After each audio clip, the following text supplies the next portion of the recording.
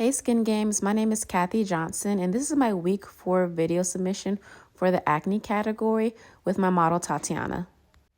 This week I decided to do a 20% Mandelic Acid peel by NeoGenesis.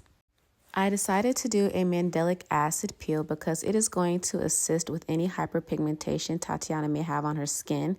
This peel also has antibacterial properties, which is going to help reduce any active breakouts.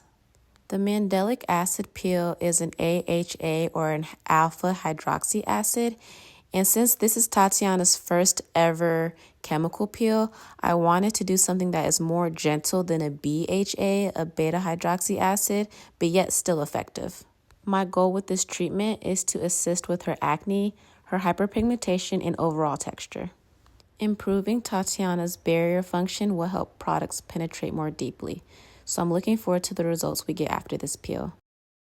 Thank you all so much for watching my video. See you in the next one.